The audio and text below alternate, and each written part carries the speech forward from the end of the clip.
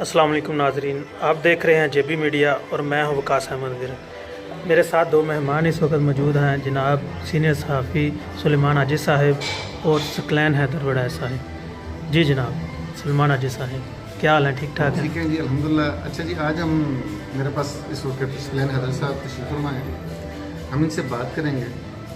सकलैन साहब, हमारे नाज़रीन को आप ये बताइए कि आप बड़ी मुश्किलात के बाद इस मुकाम पर पहुँचे हैं कि आप कारोबारी हलकों में आपका नाम इस वक्त जाना पहचाना जाता है। आप ये बताएं कि ऐसे लोग जो बिज़नेस करना चाहते हैं उनके लिए आप हमें टिप्स दें कि बिज़नेस किस तरह शुरू करना चाहिए। आपकी तरक्की, जो आप तरक्की इस मुकाम पर पहुँचे हैं, किन किन मुश्किलात का आपको सामना करना पड़ा और नए कारोबार के लिए हमारे दोस्तों का क्या मशवरा है?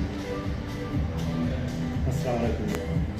अच्छा जी सलमान साहब, मैं जो अपना तजर्बा शेयर करना चाहना उसदे विच मैं अपने दोस्तों अपने जो फॉलोवर नाम चाहना कि तुसी अगर मुल्क तो बाहर तुसी बिजनेस करना चाहते हो, सब तो पहले ज़बान होनी बहुत जरूरी है।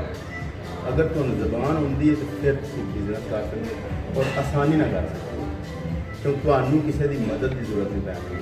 ठीक, उस तो बाद डॉकूमेंट की सारी गल है कि डॉकूमेंट तुहाडे कोल है नहीं तो फिर तुसीं बिजनेस कर जाना ना। अगर डॉकूमेंट तुहाडे कोल नहीं है, तुसीं बिजनेस करना चाहते फिर भी तुसीं कर सकते हो, लेकिन तुहानू कमिटेड होना चाहिए।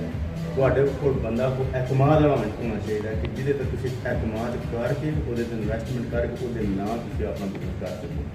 एतमाद वाला बंदा होना चाहिए। अगर एतमाद वाला बंदा नहीं है, डॉकूमेंट तुहाडे ज़ाती होने चाहिए। डॉकूमेंट तुहाडे कोल है नहीं, उस तो बाद ज़बान बहुत जरूरी है। ज़बान सी लाइसेंस जो है वो बहुत जरूरी है। यूरोप के लाइसेंस बहुत जरूरी है। जिस वक्त अगर तुहाडा लाइसेंस नहीं तो तुसीं ऐसी नहीं समझो तुहाडियां लत्तां नहीं। ठीक है, मैं समझना बंदे कमिटेड होना बहुत जरूरी है। जिहड़ी तुसीं सलाह करते हो उहदे ते तुसीं तुहाडा पुख्ता इरादा होना चाहिए। ये नहीं कि हाँ मुस्तकिल मजाजी बहुत जरूरी है। तुसीं रात में सलाह करो, मैं जनाब को मैं काम करना, दूजे तुहाडी सलाह तुसीं 10 बंदे को मशवरा लो, एक तुहानू आखदा ऐ कर रहा, दूजा कई बंदे तो आना नहीं नहीं नहीं नहीं ना रिस्क लो, तुसी कुछ नहीं कर सकते। एक कदम अगे एक कदम थोड़ा पीछे हो सकता। कमिटेड होना बहुत जरूरी है, ज़बान होनी बहुत जरूरी है, और उस तो बाद तुसी बिजनेस करो। अल्लाह के फजल नाल तुहाडे नहीं लगदा, फल लगदा है और जरूर लगदा है। मैं इसी तक तजर्बा अपनी ज़ात से कर अल्लाह ताला